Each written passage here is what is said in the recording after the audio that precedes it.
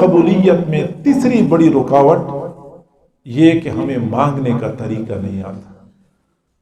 مانگنے کا طریقہ نہیں. ہمارا مانگنے کا انداز ایسا ہوتا ہے جیسے کوئی بڑا کسی چھوٹے کو آرڈر جاری کر رہا ہوتا ہے.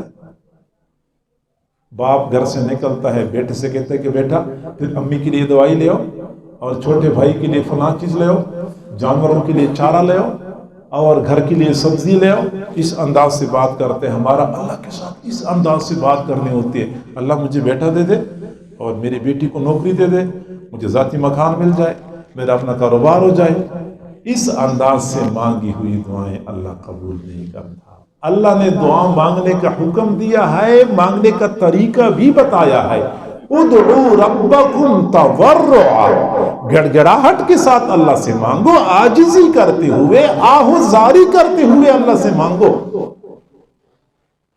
کسی اللہ والے نے بہت اچھی بات کی کہ آج بھی خشک پتھروں سے پانی کے چشمے جاری ہو سکتے ہیں اگر حضرت اسماعیل علیہ السلام کی طرح ایڑیاں رگڑنے والا کوئی بندہ موجود ہو. آج بھی اگر کوئی بندہ ان کی طرح ایڑیاں رگڑ لے زمین پہ تو خشک پتھروں سے پانی کے چشمے جاری ہو سکتے ہیں. آنکھیں خشک ہو چکی ہیں، لہجے میں کوئی لجاجت نہیں ہے. لہجے میں انداز ایسا ہوتا ہے. میرے بھائیوں، دنیا میں ہم دیکھتے ہیں جب کسی بندے کا کوئی کام پھنس جاتا ہے تو اپنا کام نکلوانے کے لیے وہ پیسہ استعمال کرتا ہے، زر استعمال کرتا ہے. اس کو زر کہتے ہیں، مال. یا پھر جس کے لمبے ہاتھ ہوتے ہیں، بڑوں کے ساتھ تعلقات ہوتے ہیں، تو وہ لمبے ہاتھ استعمال کرتا ہے، گویا کہ وہ اپنی قوت استعمال کرتا ہے. دنیا میں اپنا کام نکلوانے کے لیے یا زور استعمال کرنا پڑتا ہے یا زر استعمال کرنا پڑتا ہے. یاد رکھیں، اللہ رب العزت کے سامنے نہ کسی کا زور چلتا ہے نہ کسی کا زر چلتا ہے. اللہ کے سامنے صرف زاری چلتی ہے، صرف زاری چلتی ہے. یہ آہو زاری اللہ کی رحمت کو متوجہ کر سکتی. کسی اللہ والے نے اچھی بات کی کہ اگر آپ نے مانگنا سیکھنا ہو تو کسی بچے سے سیکھیں. بچہ جب دیکھتا ہے کہ گلی میں کوئی چیز بیچنے والا ہے تو امی کے پاس بھاگتا ہوا جاتا ہے. امی مجھے پیسے دے دو، میں یہ چیز خریدنی ہے. امی کہتے ہیں بیٹا تنگ نہ کرو، ایک تو ہر وقت پیسے مانگتا رہتا ہے. امی بس آج مجھے پیسے دے دو، میں دوبارہ تنگ نہیں کروں گا. امی کہتے پیسے نہیں ہیں. بچہ پھر پیسے مانگتا ہے. امی کہتی ہے پیسے نہیں ہیں. آخر کار بچہ سمجھ جاتا ہے کہ اس طرح پیسے مجھے نہیں ملنے، تو وہ آخری حربہ استعمال کرتا ہے. وہ زمین پہ لیٹ جاتا ہے، لوٹ پوٹ ہونا شروع ہو جاتا ہے اور ضد کرتا ہے. بس آنکھ میں آنسو کا ایک چھوٹا سا قطرہ نمودار ہونے کی دیر ہوتی ہے، پھر ماں کی ممتا جوش میں آ جاتی ہے، بچے کو پیسے دے دیتی ہے، جاؤ بچہ چیز خرید لو، رونا نہیں.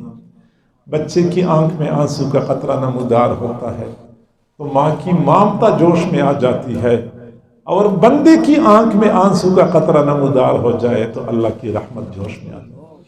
میرے بھائیو، سچی بات یہ ہے کہ ہم نے کبھی اس آنسو کی طاقت کو آزمایا نہیں ہے. اس آنسو میں بڑی طاقت، ایٹم بم میں اتنی طاقت نہیں ہے جتنی طاقت اس آنسو میں ہے. لہذا ہم مانگے گڑ گڑا کے مانگے، رو رو کے مانگے، منت سماجت کرتے ہوئے مانگے. امن یجیب المضطر اذا دعاہ، جب بندے کی کیفیت ایسی بن جاتی ہے کہ بالکل بندے کے اوپر ہر طرف سے زمین تنگ ہو چکی ہو اور پھر بے قراری اور بے تابی کے ساتھ اللہ کو پکارتا ہے، اس وقت پھر اللہ تعالیٰ مانگی ہوئی دعائیں رد نہیں. مانگنا چاہیے، اپنے لیے بھی مانگیں، پوری امت کے لیے مانگیں. جہاں جہاں مظلوم مسلمان کفار و اغیار کے مظالم کا نشانہ بن رہے ہیں ان کے لیے مانگیں. طارق بن زیاد رحمہ اللہ اسپین میں تھے، اندلس،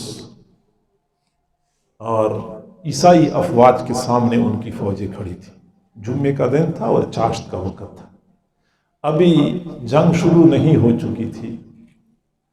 عیسائی افواج کی جانب سے ایک تیر آیا اور ایک مسلمان فوجی کو لگا طارق بن زیاد کی جو کمانڈر تھے، کمانڈر نے طارق بن زیاد کی طرف دیکھا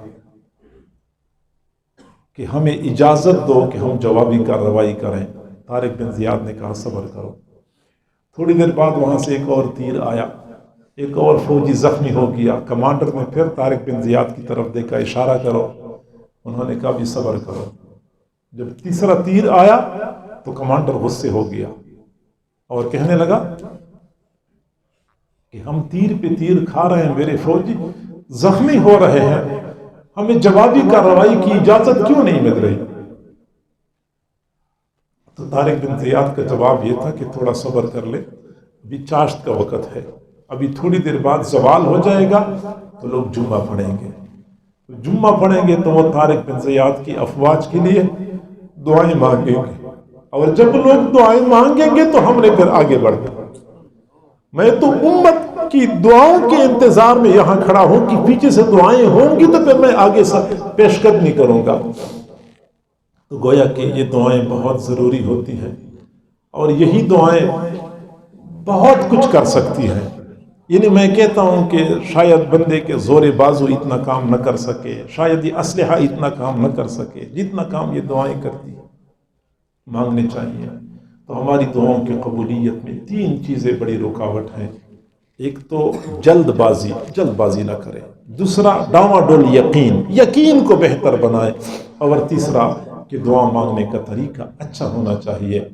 آپ لوگوں نے کبھی غور کیا ہے کہ جب بچہ پیدا ہوتا ہے تو وہ اپنے ساتھ کچھ بھی نہیں لے کے آتا، نہ اس کا بستر اپنا ہوتا ہے، نہ کپڑے اپنے ہوتے ہیں، نہ کھانے پینے کا سامان اپنا ہوتا ہے، نہ مکان اپنا کچھ بھی نہیں ہوتا۔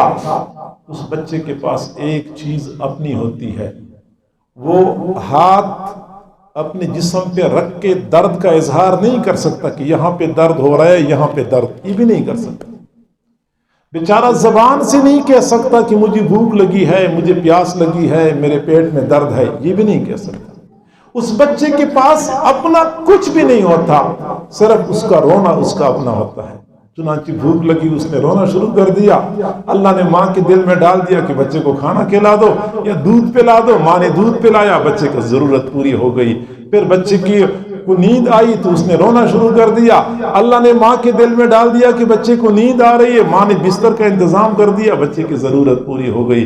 اس کے پیٹ میں درد ہو گیا تو بچے نے رونا شروع کر دیا، اللہ نے ماں کے دل میں ڈال دیا کہ بچے کے پیٹ میں درد ہو رہا ہے، ماں نے دوائی پلا دی، بچے کی ضرورت پوری ہو گئی۔ کسی اللہ والے نے فرمایا، اے دوست، جب تو چھوٹا تھا تو رونا جانتا تھا، اللہ تعالیٰ تیری تمام ضروریات کو پورا کیا کرتا تھا۔ جب تو بڑا ہو گیا تو نے رونا چھوڑ دیا، اللہ نے تیری ضروریات کو پورا کرنا چھوڑ دیا۔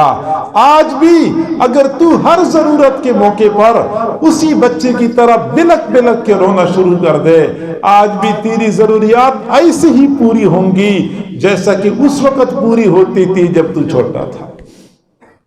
جی ہاں، اللہ تعالیٰ کے وعدے وہی ہیں، اللہ تعالیٰ کے اصول ضابطے نہیں بدلتے۔ وَلَن تَجِدَ لِسُنَّتِ اللَّهِ تَبْدِيلًا۔